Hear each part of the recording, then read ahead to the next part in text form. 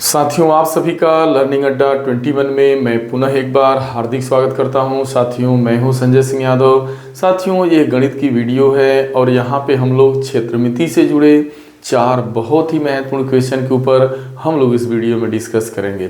साथियों, ये बहुत ही यूनिक क्वेश्चन है। साथियों, आप वीडियो में अंत तक बने रहिएगा। हम यहाँ पे आपको बहुत ही बेहद सरल आसान तरीके से इस क्वेश्चन को आपके बीच डिस्कस करने वाले हैं। साथियों, यदि आप नए हैं, अभी तक आपने हमारे चैनल को सब्सक्राइब नहीं किया हुआ है, तो साथियों कृपया करके चैनल को सब्सक्राइब कर लीजिएगा और वीडियो में अंत तक बने रहिएगा। चलिए देखते हैं पहला क्वेश्चन।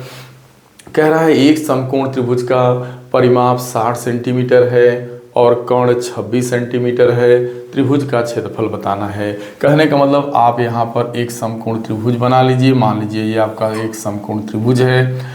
अब आप समझ रहे हैं यहाँ पे इसका कर्ण जो है 26 सेंटीमीटर दिया है, इसे आपको लिख लेना है। अब इसके बाद आपको पूरा इसका परिमाप दिया है। अब यहाँ आपको आधार लंब नहीं मालूम है। मान लीजिए आधार इसका ए है, लंब बी है। ये आपका समकोण त्रिभुज है। ये आपका आधार आपने ए मान लिया, लंब आपने बी मान लिया, कर्ण आपको 26 दिया गया है और यहाँ पे इस पूरे समकोण त्रिभुज का परिमाप दिया गया है। तो परिमाप का मतलब होता है, त्रिभुज का परिमाप का मतलब तीनों भुजाओं का योग, यानी आधार में लंब को जोड़िए, फिर कर्ण को जोड़िए और इन तीनों का जो योग होगा वो 60 सेंटीमीटर के बराबर होगा।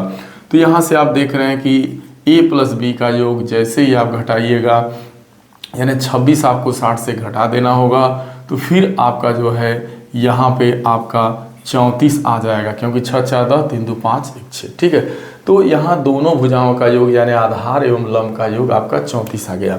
अब एक चीज़ ध्यान में रखना है आपको, चूंकि देखिए दरअसल आपसे पूछा जा रहा है कि समकोण त्रिभुज का क्षेत्रफल। तो देखिए जो समकोण त्रिभुज का क्षेत्रफल होता है वह 1/2 यानी 1/2 आधार गुणे लंब होता है। यानी आपको ए और बी का मान चाहिए। जब तक ए बी का मान नहीं मिलेगा, आधार लंब नहीं मिलेगा, तब तक समकोण त्रिभुज का क्षेत्रफल निकलने वाला नहीं है। तो आपको एक यहाँ पे काम करना होगा। यहाँ पे आप पाइथागोरस प्रमेय लगा दीजिए। समकोण त्रिभुज में पाइथागोरस प्रमेय जब लगाएंगे तो जो कर्ण का वर्ग होता है वह लंब एवं आधार के वर्ग के योग के बराबर होता है। यानी आधार का वर्ग करेंगे ए स्क्वायर, लंब का वर्ग करेंगे बी स्क्वायर, यानी ए स्क्वायर प्लस बी स्क्वायर का मान किसके बराबर होगा? कर्ण यानी 26 के स्क्वायर के बराबर होगा। तो यहाँ ए स्क्वायर प्लस बी स्क्वायर का मान आपके पास आ गया है। यहाँ पे ए प्लस बी का मान आपको मालूम हो चला है। अब आपको ए बी का मान चाहिए। तो आप दरअसल एक चीज जानते हैं, ए प्लस बी का होल स्क्वायर जो बीजगणित का फार्मूला है, ए प्लस बी का होल स्क्वायर बराबर होता है A square plus B square plus आपका होता है 2ab। तो अब देखिए यहाँ से आपको ए बी का मान मिल जाएगा। अब देखिए आपको a प्लस बी का योग पता है। a प्लस बी का योग कितना है? 34 है। यहाँ पे आपको 34 का वर्ग कर देना है और यहाँ पे a plus A square plus B square का मान 26 का वर्ग है, लिख देना है, प्लस आपका 2ab हो जाएगा। ठीक है, अब दरअसल जैसे इसको यहाँ लाइएगा तो आपका 34 के वर्ग में से आपका 26 का वर्ग घटाएंगे तो 2ab के बराबर होगा। यह देखिए वर्गांतर के फार्मूले पे जा रहा है। एक बार या तो आप 34 का वर्ग करके 26 के वर्ग करके दोनों को घटाइए, या एक बार ए स्क्वायर माइनस बी स्क्वायर को आप 34 धन 26 आप लिख सकते हैं और फिर एक बार आप 34 में से आपको 26 जो है घटाना होगा, यही 2ab के बराबर होगा। अब जैसे ही जोड़िएगा 6 4 10 3 2 5, ये जैसे ही 26 में 34 को जोड़िएगा तो आपका 60 आ जाएगा और यहाँ पर घटाइएगा तो आपका 8 आ जाएगा, यानी घटाएंगे तो क्या होगा आपका 8। तो इसका मतलब 60 गुणे कितना आ गया? 8। और इसी का मान किसके बराबर है भाई? 2ab। ध्यान दीजिएगा, a plus B into A minus B. ठीक है, तो अब ये हो गया आपका। अब यहाँ से जैसे ही इसको काटिएंगे 2 से तो यहाँ पे आ गया 4 यानी 240। 240 का मान यानी ab का मान आपने निकाल लिया, कितना आ गया? 240। देखिए यहाँ पे 2ab का मान आपका 60 गुणे 8 आ रहा है, यानी 2 8 6 48 480 आ रहा है। 2 से काटेंगे चूंकि 2ab है तो आपका 240 आ जाएगा। यानी यहाँ पर आप देख रहे हैं कि आपका ab का मान आ चुका है, यानी आधार और लंब का गुणनफल मालूम हो गया है, 240 है। तो चूंकि आपको त्रिभुज का क्षेत्रफल बराबर होता है 1/2ab, तो बस 1/2ab का मान आपका है 240 और ये बैठाएंगे आ जाएगा आपका 120 सेंटीमीटर का स्क्वायर, यानी यही आपका जो है क्षेत्रफल माना जाएगा। ए वाला आंसर आपका सही है। यह क्वेश्चन एसएससी सीपीओ 2020 में पूछा गया था। बहुत फास्ट लगा सकते हैं आप। बस आपको क्या करना है, जैसे ही आपको देखिए इसको आधार लंब को कुछ मान लेना है। मान लीजिए आपने ए बी मान लिया, तो ए आधार लंब का योग कैसे निकलेगा, तुरंत जैसे ही परिमाप में से आप कर्ण घटाएंगे 26 यानी 34 आ जाएगा। अब देखिए यहाँ पाइथागोरस प्रमेय लगा देना है। A square plus B square का मान 26 के स्क्वायर के बराबर होगा, इसका वर्ग कर देना है तो ये 34 का वर्ग हो जाएगा। अब यहाँ से आपको इस फार्मूले का बीजगणित का प्रयोग करके ए प्लस बी के होल स्क्वायर का तुरंत ए बी का मान आपको निकाल लेना है। और यह ए बी क्या आएगा, आधार लंब का गुणनफल, और इसका जैसे ही आधा कर देंगे तो इस पूरे त्रिभुज का आपको क्षेत्रफल पता चल जाएगा। तो ये क्वेश्चन आपका हल हो गया। अब हम लोग नेक्स्ट क्वेश्चन की तरफ बढ़ते हैं। अगला क्वेश्चन देखिए क्या कह रहा है। क्वेश्चन इस प्रकार से है, ये भी क्वेश्चन काफी यूनिक है। कह रहा है एक आयत का जो परिमाप एक वर्ग के परिमाप के क्या है, बराबर है। यदि आयत की लंबाई और चौड़ाई क्रमशः 10 और 8 सेंटीमीटर है तो फिर वर्ग का क्षेत्रफल बताना है। दरअसल कंडीशन क्या है भाई, कंडीशन कह रहा है कि जो भाई आयत का परिमाप है, यानी यहाँ पे आप देख रहे हैं कि आयत का जो परिमाप है वह आपका वर्ग के परिमाप के बराबर है। अब मान लीजिए कि आयत की लंबाई, मान लीजिए ये आयत है तो इसकी लंबाई ए है और चौड़ाई मान लीजिए बी है, सॉरी लंबाई को यल मान लीजिए, चौड़ाई को मान लीजिए बी मान लीजिए, और वर्ग है तो इसकी मान लीजिए सभी भुजाएं क्या है, ए हैं आपकी, ए मान लीजिए। तो आखिरकार आयत का परिमाप बराबर होता है 2 गुणे लंबाई धन चौड़ाई। वर्ग का परिमाप क्या होता है, चारों भुजाओं का योग होता है। यहाँ 2 बार लंबाई 2 बार चौड़ाई। परिमाप का मतलब ही होता है चारों भुजाओं का, यहाँ आयत है वर्ग है तो इसकी चारों भुजाओं को जोड़ देते हैं। अब क्या दिया है आपको, दिया है भाई कि आयत की लंबाई और चौड़ाई दी गई। आयत की लंबाई 10 है, चौड़ाई आपकी 8 है, और यहाँ पे इसका मान 4a के बराबर होगा। बैठा दीजिए 18, अब दूना आपका करेंगे तो 10 में 8 जोड़ेंगे, 18 दूना 36 हो जाएगा, 4a का मान। तो 4 से भागा देंगे तो 4 9 36, यानी a का मान कितना आ गया, 9 आ गया। ए आप माने क्या है, ए आपकी वर्ग की भुजा है। अगर वर्ग की प्रत्येक भुजा आपकी 9 हो, अगर वर्ग की प्रत्येक भुजा 9 हो तो फिर उसका क्षेत्रफल क्या होगा भाई, वर्ग का जो क्षेत्रफल होता है वो भुजा का वर्ग होता है, यानी ए का स्क्वायर। यानी जैसे ही 9 का वर्ग करेंगे तो 9 9 81 सेमी स्क्वायर हो जाएगा। यानी यहाँ पे आपका सी वाला ऑप्शन आपका सही है। यह भी एसएससी सीपीओ एग्जाम 2022 में पूछा गया, 2021 में पूछा गया क्वेश्चन। बहुत ही आसान है, बहुत ही फास्ट तरीके से लगा सकते हैं आप।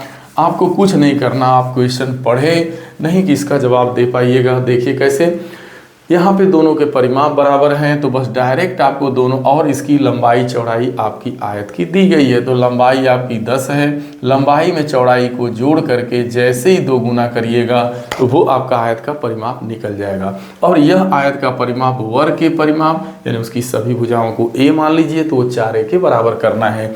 ये 18 दूना 36 का मान 4a के बराबर है, a का मान 9 आ गया, और a स्क्वायर का मान, a का मान जब 9 आ गया तो वर्ग का क्षेत्रफल 9 का वर्ग यानी क्या हो जाएगा आपका 81। बस बहुत ही फास्ट है, बस आपको कॉन्सेप्ट अच्छे से पता होना चाहिए। आगे देखिए नेक्स्ट क्वेश्चन है, यदि किसी गोले का आयतन समान त्रिज्या वाले बेलन के आयतन के बराबर है। यहाँ जो गोले का आयतन है वो बेलन यानी गोला एवं बेलन दोनों का आयतन आपस में क्या है, बराबर है।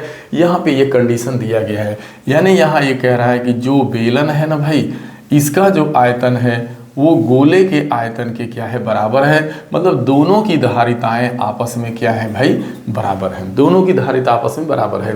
तो कह रहा है कि यदि गोला एवं बेलन दोनों की धारिताएं आपस में बराबर हो, आयतन आपस में बराबर हो, तो आखिरकार त्रिज्या एवं ऊंचाई के बीच क्या रिलेशन होगा, क्या संबंध होगा, यही पूछा जा रहा है। दरअसल देखिए बेलन का आयतन बराबर होता क्या है भाई, होता है पाई आर स्क्वायर एच। बेलन का आयतन होता है आधार का क्षेत्रफल गुणे ऊंचाई, पाई आर स्क्वायर एच। और गोले का आयतन होता है 4/3 पाई आर क्यूब।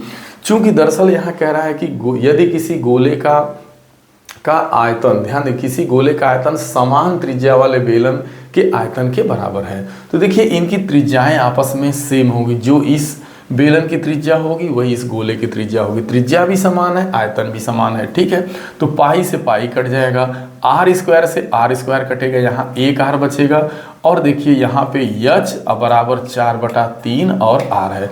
ये आर यहाँ लाइएगा तो यच बटा आर बराबर 4/3। चूंकि आर संबंध यच पूछ रहा है, कह रहा है त्रिज्या और ऊंचाई का अनुपात, तो त्रिज्या और ऊंचाई का अनुपात क्या होगा, 3 संबंधे 4। अगर आपसे ऊंचाई संबंधे त्रिज्या पूछता तो 4 संबंधे 3 होता। चूंकि त्रिज्या संबंधे ऊंचाई पूछ रहा है, यानी त्रिज्या पहले है ऊंचाई बाद में है, तो 3 पहले होगा 4 बाद में, यानी 3:4 का मामला है।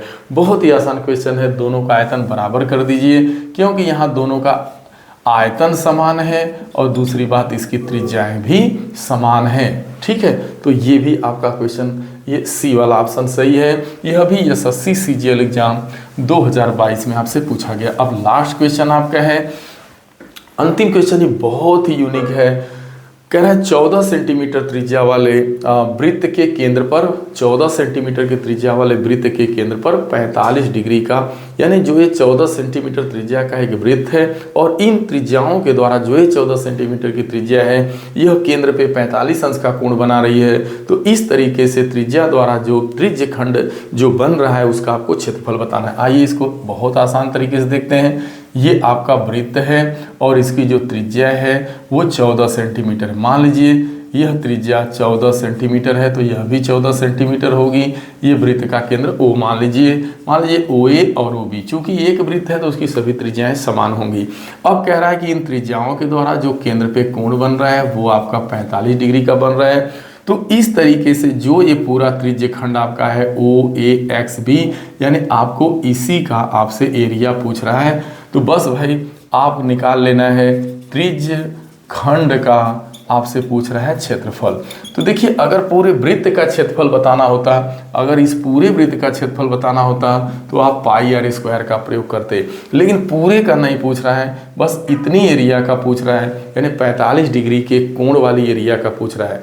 तो यहाँ जो है इस फार्मूले का प्रयोग होगा थीटा अपान, देखिए पूरे एक पॉइंट पे अगर पूरे सर्कल का देखा जाए तो यहाँ पूरा 360 डिग्री का कोण बनता है एक राउंड में। चूंकि पूरे राउंड में यानी 360 का नहीं बताना, अगर पूरा एक राउंड आप ले लेते तो पूरा वृत्त हो जाता। जैसे वृत्त का केंद्र है, अब इसके चारों राउंड मार देंगे तो 360 डिग्री हो जाएगा, पूरा वृत्त आपने कंप्लीट कर लिया। पूरे वृत्त का नहीं बल्कि आपको मात्र 45 डिग्री इतनी ही एरिया का आपको बस बतलाना है। तो उस फार्मूला 360 में थीटा, यानी 360 डिग्री का पूरे का ना बता के बल्कि इस थीटा का बताना है, तो इसका फार्मूला होता है थीटा अपान 360 अंश गुणे वृत्त का क्षेत्रफल πr²। यानी किसी भी त्रिज्य खंड का क्षेत्रफल आपको निकालना हो, पूरे वृत्त का नहीं निकालना है, अंश का निकालना है, तो यानी कुछ अंश का बताना है, तो थीटा अपान 360 अंश गुणे πr² होता है। तो यहाँ पे थीटा की वैल्यू आप देख रहे हैं कितनी है, 45 डिग्री। 45 डिग्री बटा 360 डिग्री, और देखिए पाई का मान 22/7 होता है। त्रिज्या है 14 गुणे 14। लग गया क्वेश्चन। 45 से 360 को काटिएगा तो ये 8 बार में कटेगा। अब यहाँ देखिए 2, अब जैसे ही 2 से काटेंगे तो 2 चौको 8 हो जाएगा, 2 1 2 11 हो जाएगा। अब ये 2 दूना 4, 2 7 14, फिर 2 7 14। तो आप देख रहे हैं यहाँ पे, अरे सॉरी, ये 7 से 7 फिर कट जाएगा। कहने का मतलब 1177 आपका जो है क्षेत्रफल है, तो सेमी स्क्वायर हो जाएगा। यानी इसको आपको बस हल कर लेना है। 45/360 गुणे 22/7 गुणे 14 इसे हल करिएगा तो आपका आएगा 77 सेमी स्क्वायर आएगा, यानी वर्ग सेंटीमीटर। 77 वर्ग सेंटीमीटर इस जो है एरिया का क्षेत्रफल माना जाएगा। तो साथियों मैं आशा ही नहीं उम्मीद करता हूँ कि ये वीडियो आप सभी को जरूर पसंद आया होगा। साथियों ये बहुत ही, देखिए ये वाला जो क्वेश्चन है यह भी एसएससी सीजीएल एग्जाम 2020 में पूछा गया है। बात एसएससी सीजीएल की नहीं है। आप देख रहे हैं कोई भी प्रतियोगी परीक्षा हो जहाँ बात मेंसुरेशन की आती है, क्षेत्रफल की आती है, एरिया वॉल्यूम की बात आती है, तो वहाँ पे निश्चित रूप से आपके इस टाइप के क्वेश्चन पूछे जाते हैं। ये सभी चारों क्वेश्चन काफ़ी महत्वपूर्ण है। साथियों इसे शेयर जरूर करिएगा, अपना कमेंट दीजिएगा वीडियो कैसा लगी आपको। जो है फिर मिलते हैं हम लोग अगली वीडियो में, तब तक के लिए आप सभी को ढेर सारी शुभकामनाएं। Thank you so much.